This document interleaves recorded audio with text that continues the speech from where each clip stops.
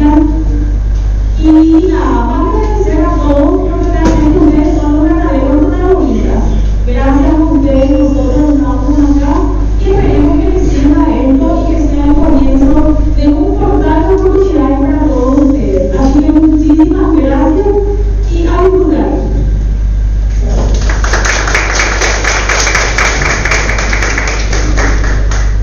A continuación, unas palabras del director denominador del magíster abogado Humberto Roda Corrobe.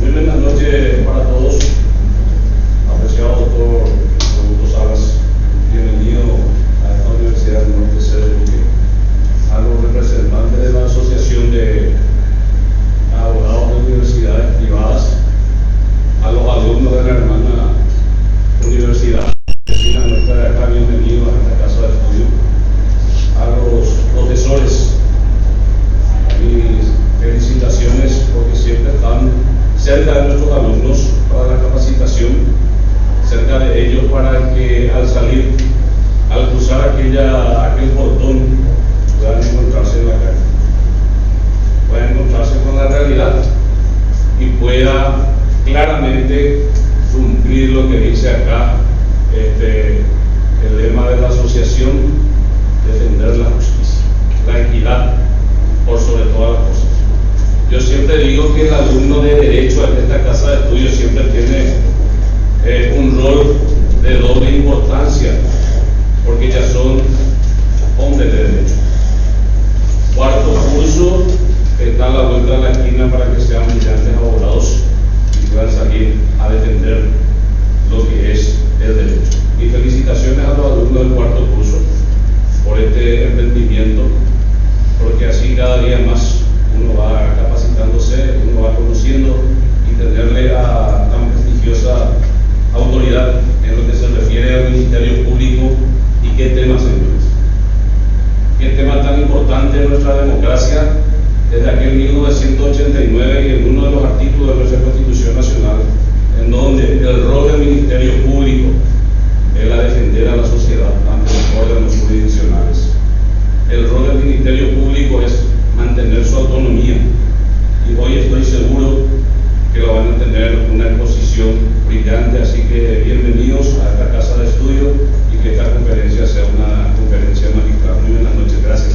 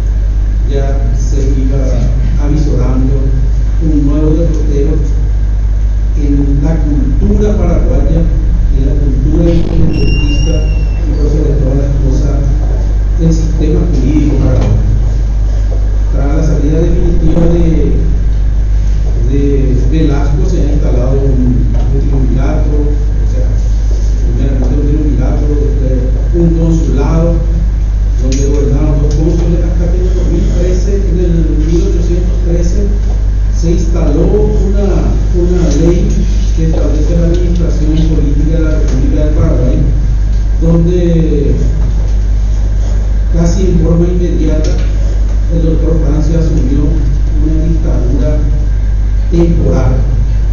Pero ya en 1815 y 16 asumió,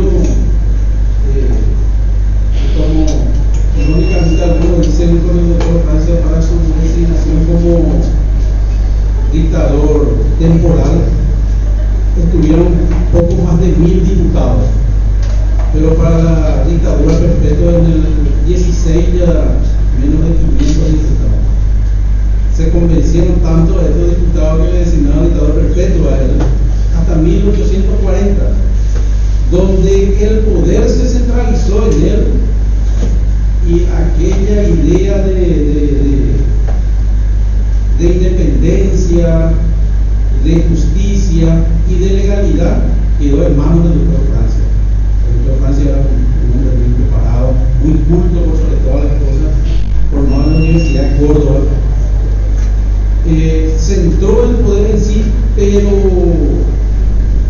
con ventajas, con luces y sus sombras, porque instaló una dictadura tan férrea, tan dura, que defendió la independencia paraguaya ante las fuerzas extranjeras con tanta fuerza que ninguna se ha animado a pisar de otra forma que no sea bajo su autorización hasta su muerte en 1840. Esta época fue casi una época oscura en el sistema jurídico, pues no había más juez, fiscal o abogado más que el doctor Francia.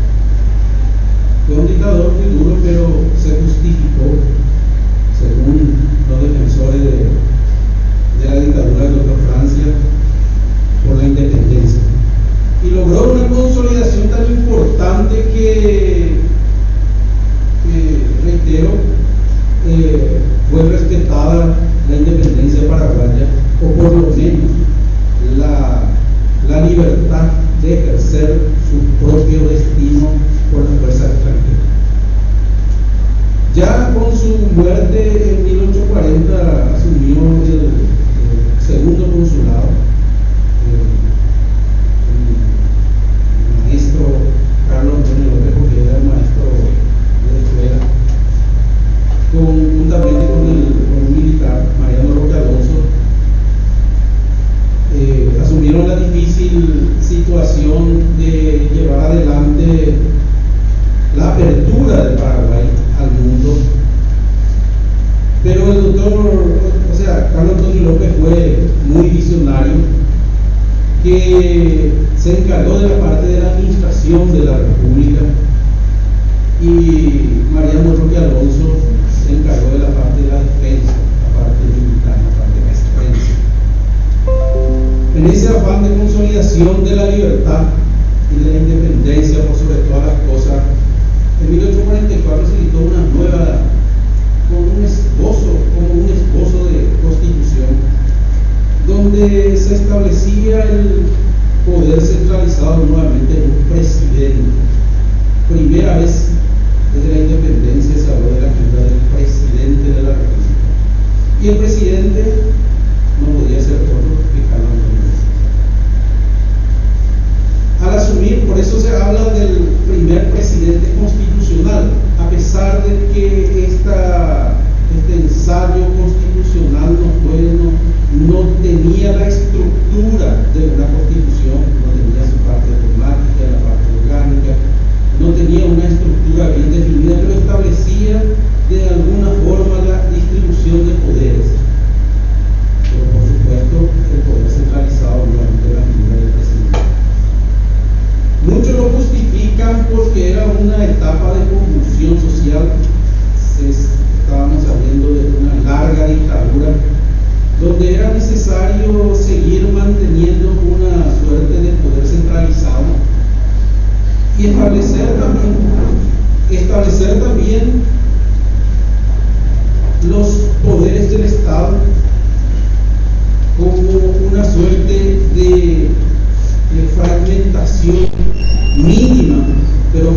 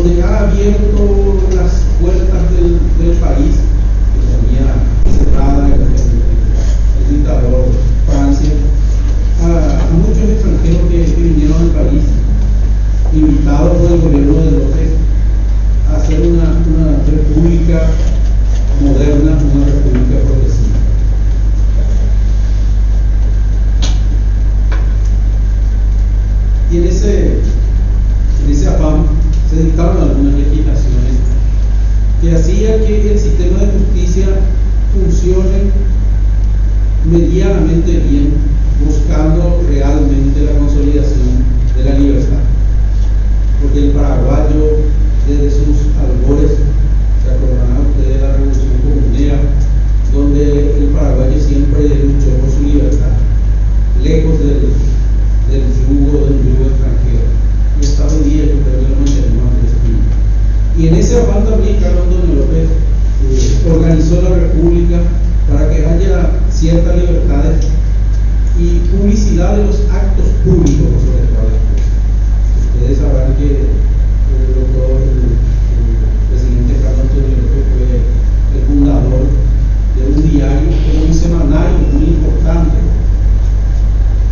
El Paraguayo Independiente se llamaba el diario, donde se publicaban todos los actos de gobierno y por sobre todas las cosas la lucha por la independencia fue constante, porque los asedios de las fuerzas extranjeras fue constante.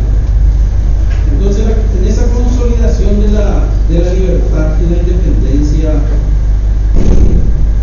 lastimosamente llegamos al año 1864, ya muerto el Carlos Antonio López, pues sucede su hijo y en ese año estalla la guerra en el año 64. Una conflagración de fuerzas extranjeras que iban a destruir el Paraguay del año 1864 al 1870. Un país devastado, un país que ha perdido las mejores figuras, los mejores hombres y las mejores mujeres preparadas, y se inició todo de nuevo. En 1870, en noviembre de 1870, se promulga una nueva constitución tras la muerte de Manuel López, y con un país con fuerzas enemigas apostados, una fuerza en Asunción y otra fuerza en Villarreal. Dos ejércitos que teníamos en el país, ejércitos vencedores, y bajo la luz de esos dos ejércitos se promulga la nueva constitución. Imagínense con qué libertad los convencionales habrán hecho esta constitución, ¿verdad? Fue la constitución de 1870 una constitución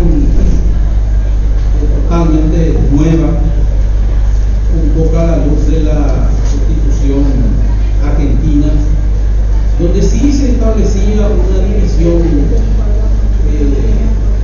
casi perfecta de los poderes del Estado: el poder ejecutivo, el poder legislativo, el poder judicial, con una figura presidencial fuerte y con una también fuerte intervención del Parlamento Nacional. No podemos perder de vista que también 10 o 20 años después de la publicación de la Constitución, se formula una ley muy importante para la República. Yo creo que posterior a la Constitución fue la legislación más importante, cual es el Código Procesal Penal de nuestro país. Bien es cierto, los presidentes mundiales, Luis Arreta y Ricardo Goulart, españoles, ellos que lo han nacionalizado Paraguay, han trabajado en este Código Procesal Penal, a la luz también de otro proyecto español que es de Ovario, donde se instala definitivamente las figuras de un proceso penal propiamente, pero con un tinte muy fuerte del sistema inquisitivo. En ese sistema inquisitivo sabemos bien que el juez es el director del proceso, es el que dirige la investigación, la valoración de las pruebas y la sentencia, como así también de la ejecución de la sentencia. En esa época, si estaba Miguel Doctora, si no íbamos a tener cargo, ¿verdad? El juzgado de ejecución no existía, el mismo juez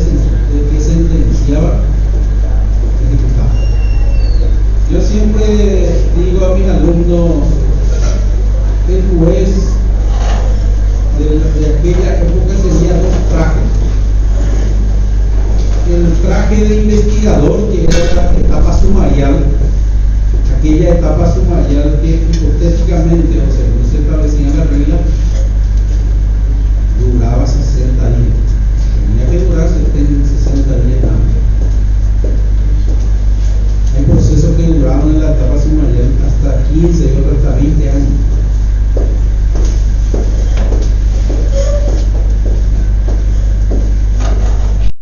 Y pasada aquella etapa sumarial, el juez, que ya recolectó todas las pruebas como investigador, tomó las testificales, hizo pericia, constitución, documentales. Al recolectar todo esto, él por sí cerraba la etapa sumarial, dictaba una resolución y elevaba la causa a plenario. Entonces el juez cambiaba de práctica. Se sentaba como juez sentenciador en esa etapa plenaria, en que él mismo colectó las pruebas y él mismo valoraba.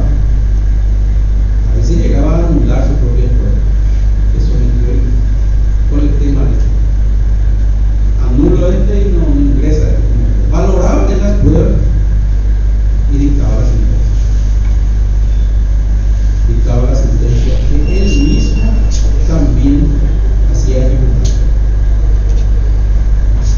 Este es un poco el pincelazo que podemos hablar del sistema adquisitivo, que gracias a Dios hemos dejado hace casi 25 años. Pero no podemos olvidar de nuestra historia en el orden jurídico, cómo llegamos a la Constitución que hoy día tenemos, la de 1992. En la legislación que nos rigió desde la época de la conquista o de la colonia misma, se acordarán del histórico fuero Juzgo, que es una recopilación de la legislación del medioevo español, las leyes de los visigodos, quienes ocuparon España varios siglos y dejaron su legislación, y se hizo una recopilación que fue llamada el fuero Juzgo. Posterior al fuero Juzgo tenemos la ley de las partidas. Su nombre real es la ley de las 7 partidas. La ley de las 7 partidas es una legislación que también es una recopilación de la ley de Castilla y León, de las leyes de los principales reinos o principados de España, porque España estaba muy fragmentada en esa época. Y Alfonso X el Sabio, en el siglo XIII, hizo una recopilación magnífica y estableció la ley de las 7 partidas que rigió en la colonia también, posterior a la época de la colonia, donde establecía entre varios puntos, si mal no recuerdo, en la partida 10 estaba la parte del derecho penal y procesal penal, donde establecía los delitos y sus sanciones. También estableció el sistema de ordenamiento judicial, que también tenía sus muchas desventajas, porque venía de un sistema de la Inquisición plena. Ustedes saben, y por ahí nos queda bien recurrir un poco a algunos materiales cuando hablamos de la Santa Inquisición. Algunos seguro saben, los católicos principalmente, y aunque no lo sean, igual es parte de nuestra historia, la historia de la humanidad, la llamada Santa Inquisición. La Santa Inquisición fue un tribunal creado por el Vaticano ya por el año 1100 más o menos, si no me falla la memoria, donde establecía un tribunal para juzgar a aquellos que actuaban, que dudaban de la fe cristiana, los herejes.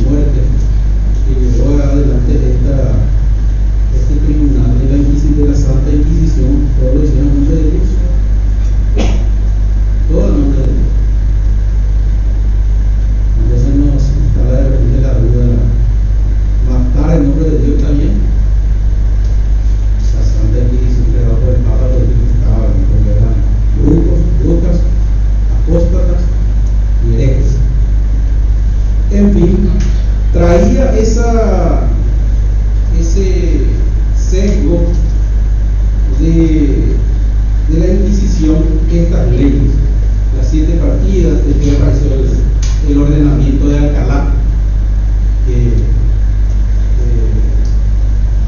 también el Reino de España hizo una compilación de legislación que también formó parte de la legislación de América, y por supuesto también en nuestro país. Las leyes de Toro, donde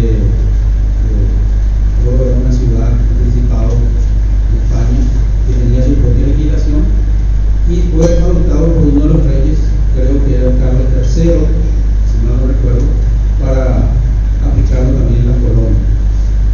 Después la nueva recopilación, eso ya alrededor de 1600, 1700 fueron recopiladas.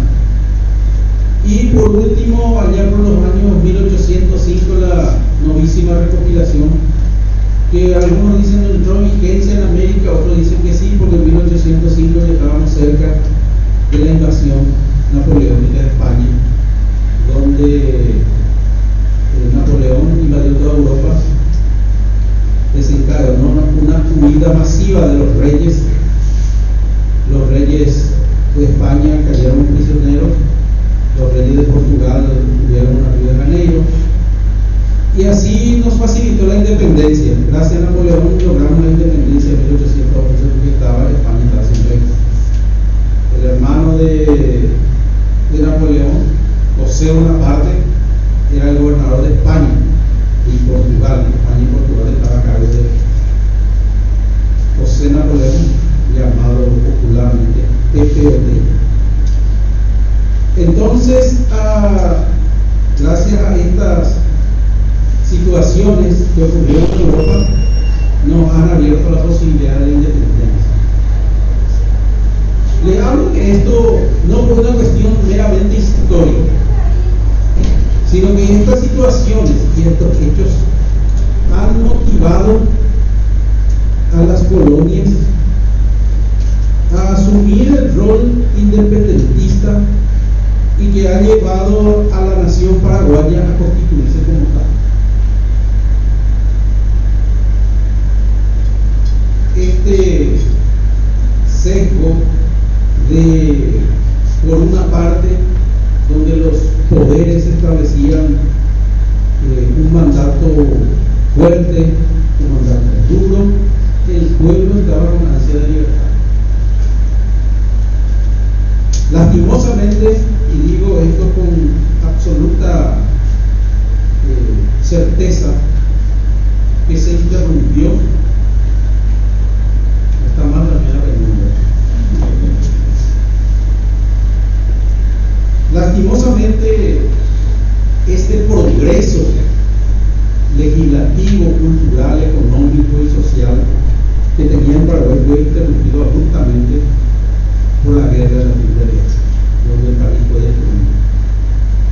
Cuando se iba levantando la ceniza en el Paraguay, se promulgó una construcción legislativa vanguardista, ya más dinámica y por sobre todas las cosas con un auténtico viraje hacia la derecha, dirían, otros dirían la libertad económica. Con la Constitución de 1870 se estableció todo un nuevo sistema jurídico y un nuevo sistema judicial, por sobre todas las cosas que nos interesan. Aparecen los roles de algunas figuras del Ministerio Público en esta nueva Constitución, pero principalmente en la legislación procesal penal de 1890. Si bien es cierto, con un rol muy limitado del Ministerio Público, pero por lo menos existía un fiscal que controlaba el proceso penal. Vuelvo a reiterar que el juez era el único director del proceso. El Ministerio Público era un accesorio, pero servía como una suerte de contraparte interno dentro del proceso para controlar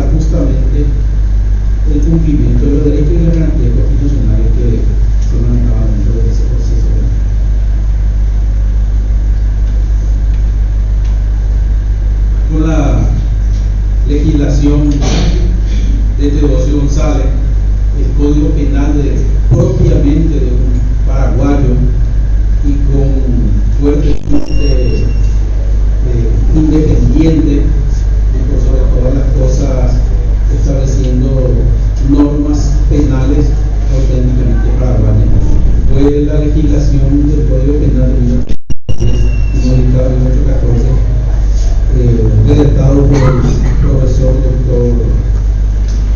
González, Teodosio González, un héroe de la legislación paraguaya. Dentro de este sistema, nuevo sistema penal, ustedes van a ver, si consultan la biblioteca, encontrará que la protección de los bienes jurídicos en comparación a lo que hoy día tenemos en el Código Penal son totalmente diferentes. En primer lugar, dentro de la parte orgánica misma, la parte especial del Código Penal de Teodosio González, se establecen los delitos contra el Estado, donde nos dice claramente que el Estado es más importante que el ser humano. En tercero y en cuarto lugar, en ese código se establece la defensa de la vida y la integridad física. Sin embargo,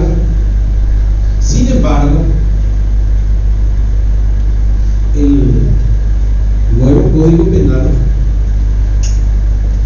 de 1160, del año 97, que es nuestro Código Penal actual, establece como primera defensa es la defensa de la vida. El primer artículo de la parte especial del Código Penal, el artículo 105, sanciona el hecho punible de homicidio. Entonces, de aquel devenir histórico, donde la figura más importante, la primera legislación aplicada en el país, sancionaba una parte religiosa en las partidas. En la primera partida es casi con un tinte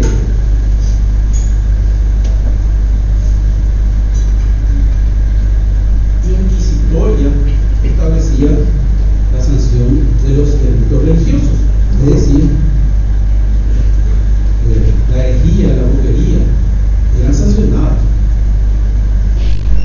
Fíjense ustedes el progreso de la humanidad que tuvimos desde aquellas partidas del Huerojuzgo, el ordenamiento de Alcalá, inclusive donde se establecía que la sanción más importante o el bien jurídico mejor protegido eran los bienes religiosos, posteriormente el Estado, la sociedad, los bienes inclusive de la persona que estaba la vida. El pudor estaba rezagado. Entonces, hoy día, con nuestro nuevo sistema jurídico, o sobre todo las cosas, nuestro nuevo sistema penal, la primera defensa, el bien jurídico más importante es la vida, la integridad física. Después viene el honor, la reputación. Fíjense ustedes, el honor principalmente, los artículos 120, 124, 28, ya van sancionando la integridad, por ejemplo, la violación sanciona.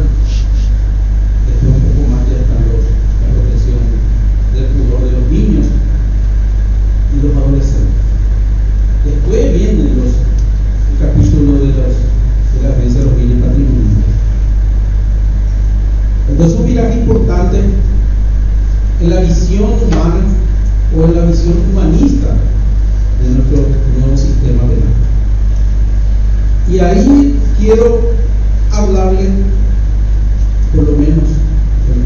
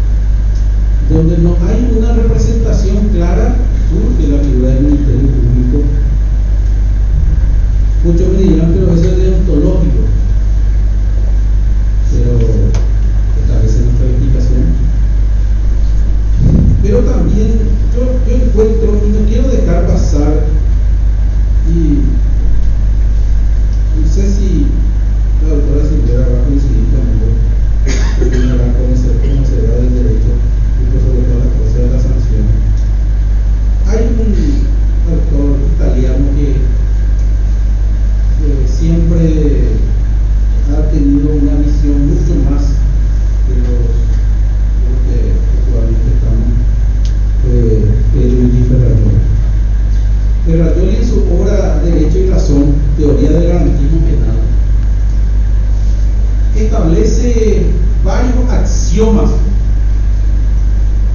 que surgen como base del nuevo sistema o el nuevo pensamiento jurídico penal contemporáneo, principalmente en la Europa continental y Latinoamérica, donde establecen axiomas que hoy día él murió en 1970, no recuerdo, 60, 70, mi memoria de la fecha falla, fíjense ustedes que él habla de nula pena sin crimen. No existe pena si no hay delito, dice. ¿Y cómo vamos a saber si hay delito o no? Recién le estaba hablando de lo que establece nuestro nuevo código penal, donde establece claramente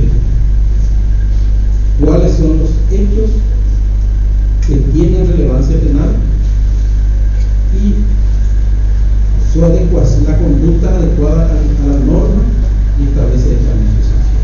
Entonces tiene que haber un delito para que haya una sanción. También dice el principio de legalidad, no hay crimen sin ley. No existe crimen, no existe sanción si no está descrita la conducta en una aplicación. Estos son axiomas que no podemos eludir. Son verdades absolutas. Son verdades absolutas hoy en día que son los religiosos serían dogmas. Pero también significan dogmas. En la religión se usan. Dogmas son verdades indiscutibles. Lo que le llevó a la horca, a la hoguera, a la tortura y a la muerte de mucha gente. Cuando nos decía, si alguien se estableció allá por el año 323 del Concilio de Nicea, se estableció la base del cristianismo, la Biblia y todas las cuestiones dogmáticas, donde decían, por ejemplo, Jesús es el Hijo de Dios. Y yo salía y decía, no, Jesús realmente es el Hijo del vecino de Dios. Era dogma. No podía ni siquiera discutir. Son verdades absolutas. Para ver acá. También en el derecho existen dogmas, pero son axiomas, son puntos casi indiscutibles. Hoy día, si la descripción de la conducta no está bien establecida en la ley, no existe delito. No existe delito. Yo recuerdo un caso, voy a traer un caso que no sé si la doctora Silvia se va a acordar, ella es mucho más joven que yo. Estaba un juez en una ciudad importante del interior que habitualmente daba la adopción a extranjeros. Adopción. Y había unas reglas mínimas en el código del menor cuando eso que establecía sistema de adopción. Había sido que estas criaturas adoptadas muchos de ellos tuvieron y tienen quizás buena vida en el extranjero, eran criaturas robadas. En el país, acá en Argentina, incluso se hablaba de criaturas que se traían de Brasil y eran vendidas por ellos. Y se hacía un proceso de legalidad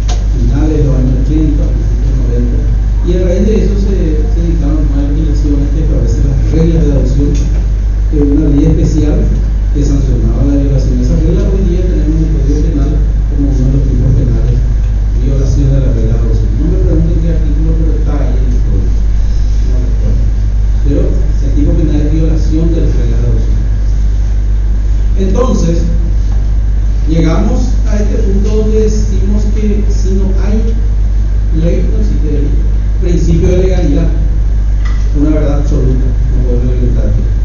Y hay varios axiomas que desarrolló brillantemente Ferrajoli, que tiene que ser, yo creo que un manual para todo abogado, y más aún aquellos que quiera ejercer el noble oficio de abogado y ser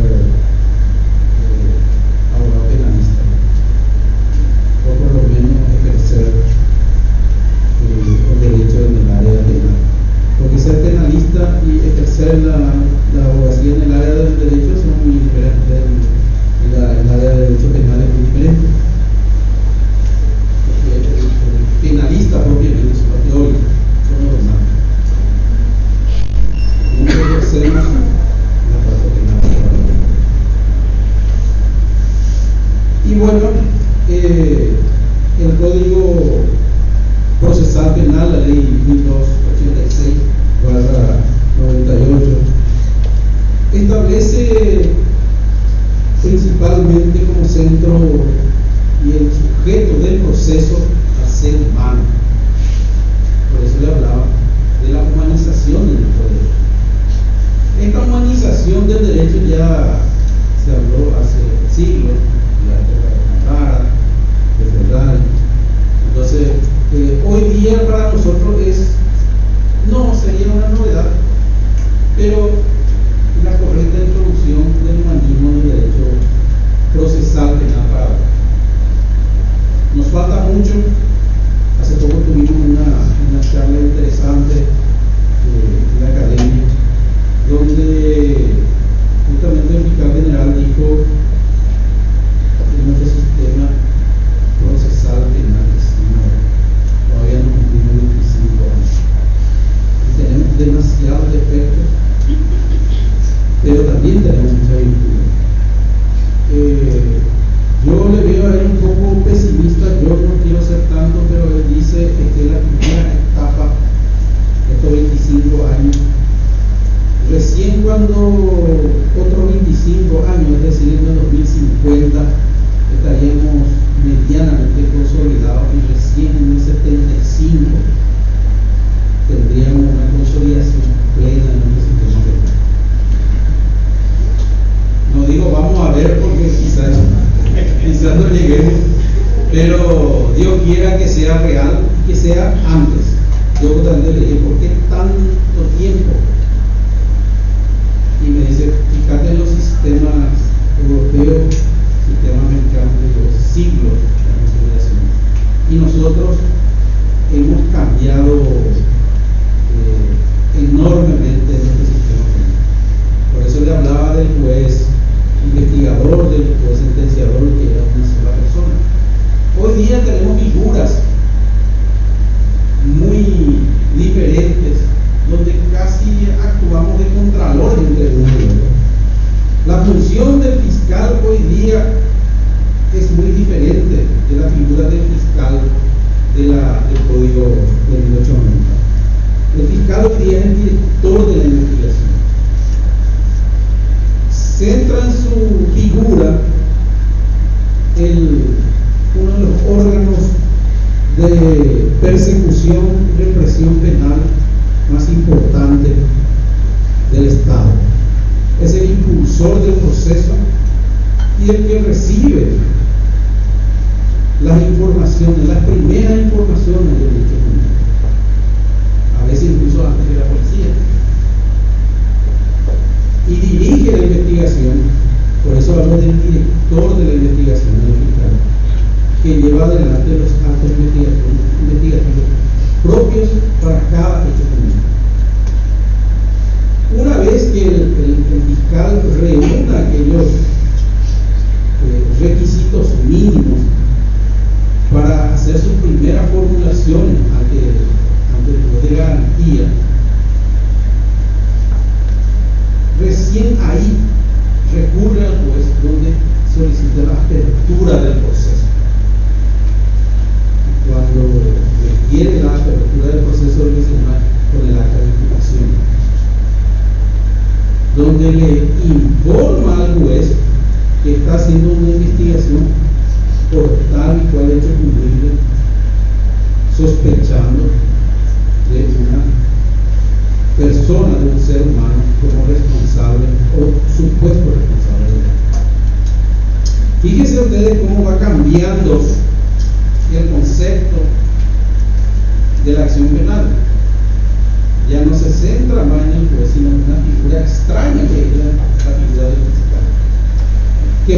parte de un órgano extrapoder. No forma parte del Poder Judicial, no forma parte del Poder Legislativo, no forma parte del Poder Ejecutivo, sino es un órgano independiente, autárquico, autónomo, donde la figura del fiscal general del Estado es el responsable de la institución llamada Ministerio Público, con ciertas obligaciones de rendición de cuentas que tiene que hacer en forma anual al Congreso de la República, de las acciones que lleva, porque no olviden ustedes que en un Estado republicano y democrático, uno de los órganos de contralor político más importante es el Congreso de la Nación. Es el punto central de la representación popular, el Congreso de la Nación.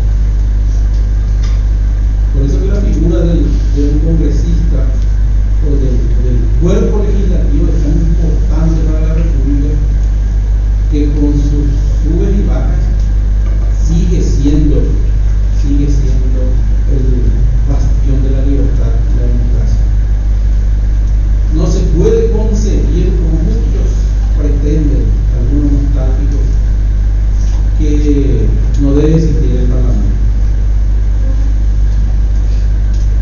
Y ahora escuchamos, vamos a disolver el Congreso, hay que disolver. Principalmente los héroes y los valientes de las redes sociales. Y algunos héroes casi anónimos que aparecen también por allí en algunas manifestaciones. Pero nosotros como hombres de derecho tenemos que ser conscientes y férreos defensores de la libertad y la democracia.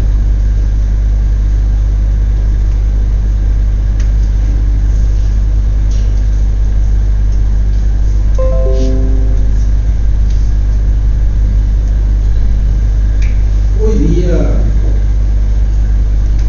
la importancia del garantismo dentro del proceso penal también no podemos perder de vista.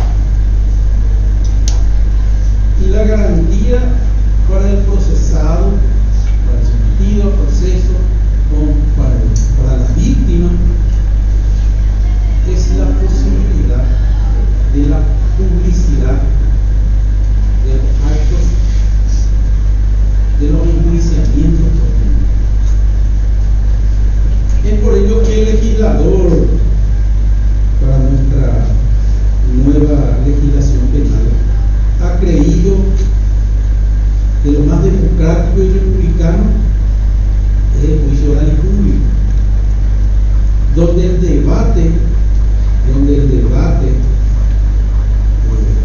público, donde el debate entre las partes, tanto acusadora como defensora, se hace en forma abierta, sin restricción alguna. Por eso se llama la libertad probatoria.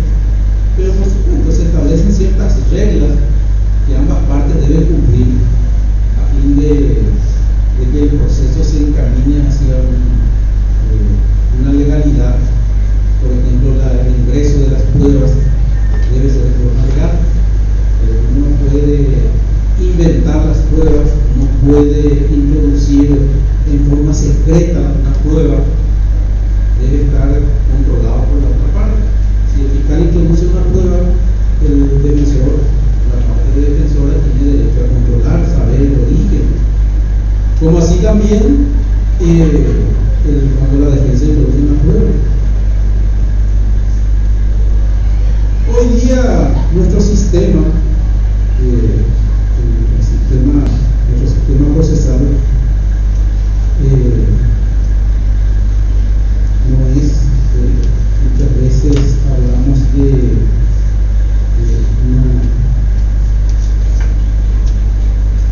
del esquema propio del proceso, donde vemos en las películas el sistema acusatorio puro,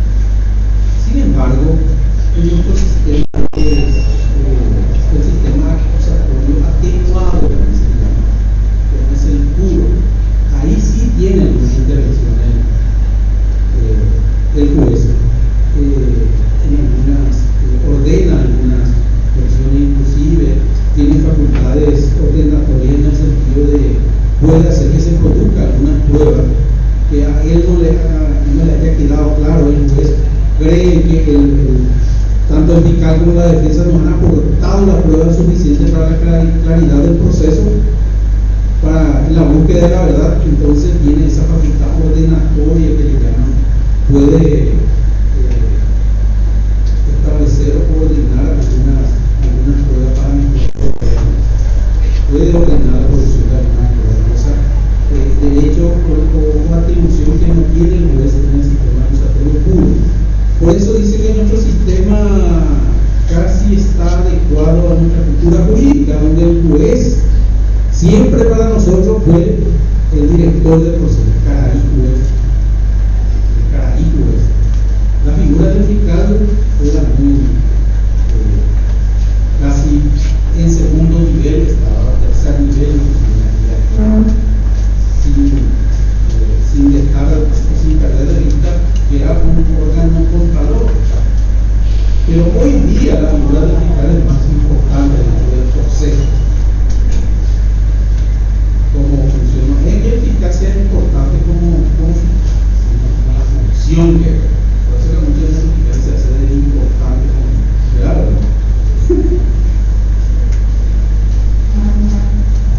Y en ese afán de mejoramiento de la justicia, del sistema de justicia, la figura del Ministerio Público ha venido a revolucionar la estructura jurídica penal o jurídico penal de la República del Paraguay. Hoy día el Ministerio Público representa a la sociedad, ejerce la acción pública y establece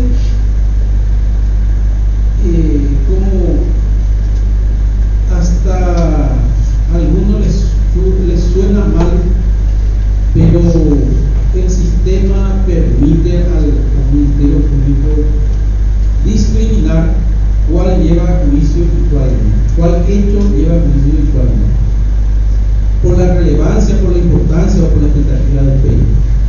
Cuando ustedes o cuando escuchamos que hubo un acuerdo en el proceso y se llega a la conclusión del juicio o del proceso en sí de la investigación, no debemos asustarnos porque se habla de un acuerdo, porque hay una disposición bien clara que es el 311 que establece la conciliación, el acuerdo, donde las partes, por supuesto dentro de un límite que establece la misma legislación, las partes pueden llegar a un acuerdo y conciliar, más aún cuando es patrimonial o a un hecho culposo. Entonces, a la luz de esta disposición del artículo 311 del Código Procesal Penal, ambas partes se presentan ante el juez y pide la homologación de un acuerdo o se consolida un acuerdo que han arribado las partes.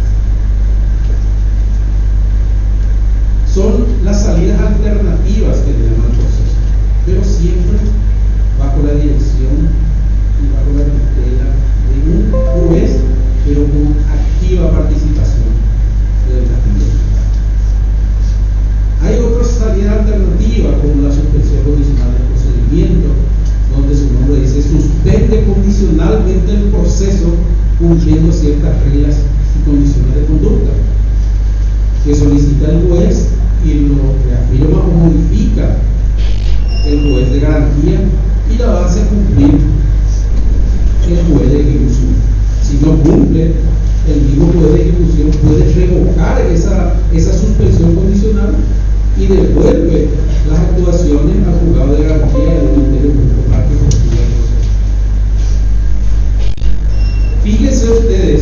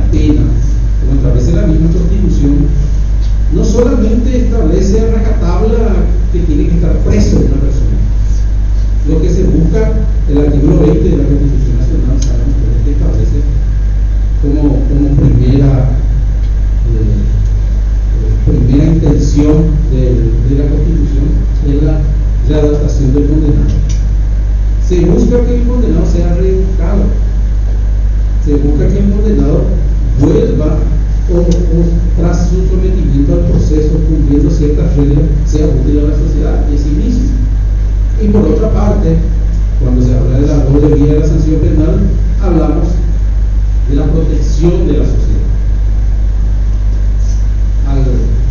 Al sacar de circulación, como dicen, uno que ha cometido el delito de la sociedad, se está protegiendo a la sociedad. Entonces, en esta doble vía, el artículo 3 del Código Procesal Penal, donde se establece ya una guía donde se busca, o qué se busca con una sanción penal. Y ahí debe estar el Ministerio Público como órgano de persecución y órgano de comprador. Al principio decía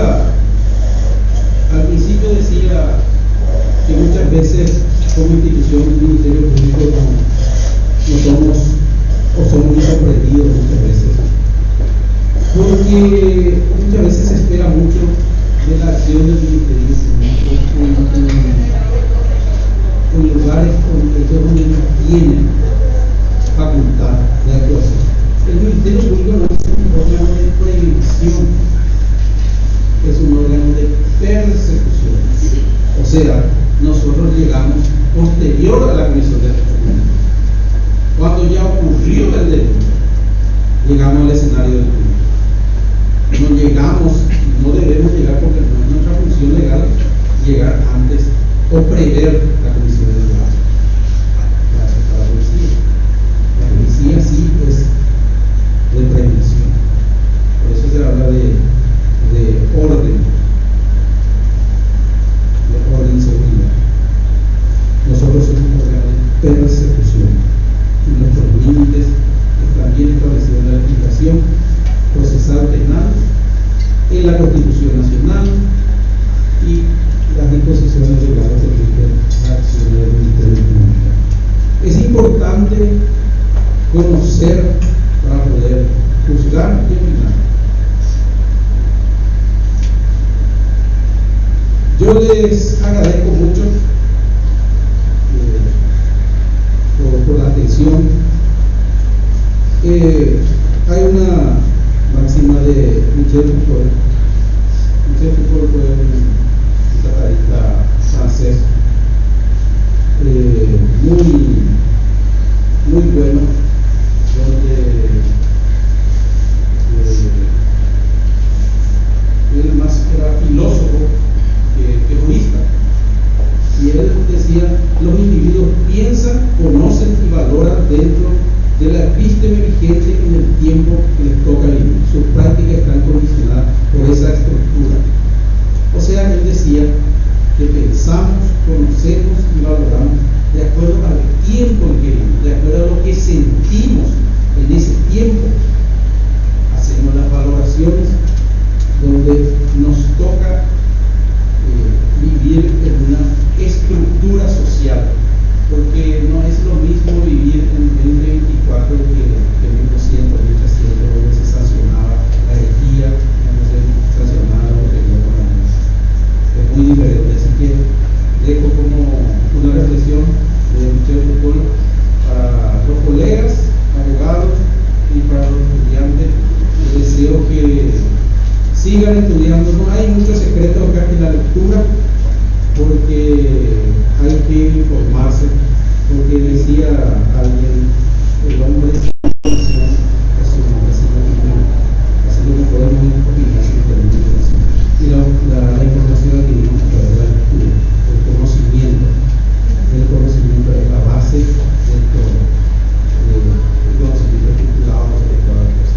La empírica también es importante, pero siempre el conocimiento estructurado es muy importante.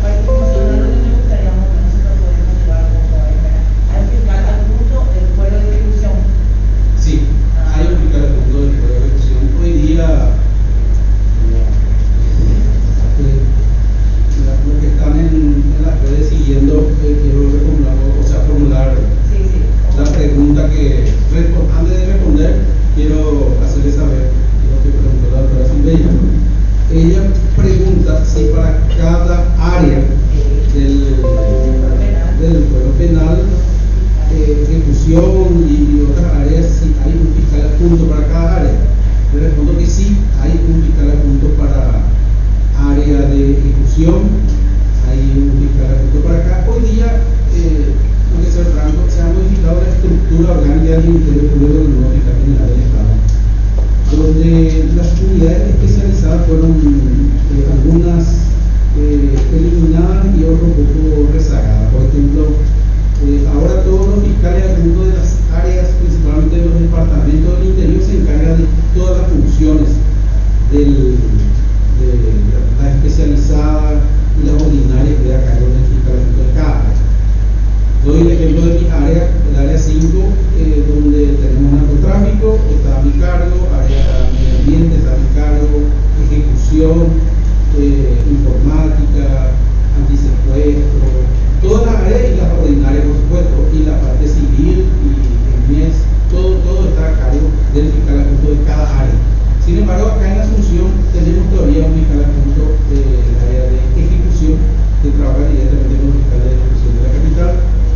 Y del departamento central, si no estoy equivocado, porque como te digo, se cambiaron mucho la estructura comunicación totalmente, pero sí, seguimos teniendo fiscal adjunto acá en función de medio ambiente, de antinarcóticos, antisecuestro. Sigue funcionando esa fiscalía adjunta, pero revisado para Asunción y Central. El rol principal del adjunto sería más bien la parte funcional, es decir, la parte de dictamen, su parecer, ellos son autónomos independientes, ¿verdad? Sí. No hay líneas, Los fiscales son independientes, autónomos para tomar las decisiones. Nosotros tenemos en ejecución tenemos algunas cuestiones, líneas definidas donde trabajamos con los fiscales en cada caso. No digo en coordinación con los fiscales de la Junta todas las decisiones, sino funcionalmente y en algunas decisiones coordinamos con los fiscales de ejecución. Pero en el área ordinaria, propiamente, tenemos la intervención directa del fiscal adjunto, por el 139, que viene a la fiscalía adjunta por falta de acusación, por falta de requerimiento en el ámbito propiamente de acción del fiscal adjunto, el 314, que son las salidas como primer requerimiento, que si hay una oposición del juzgado se envía a la fiscalía adjunta, el 358 también, propiamente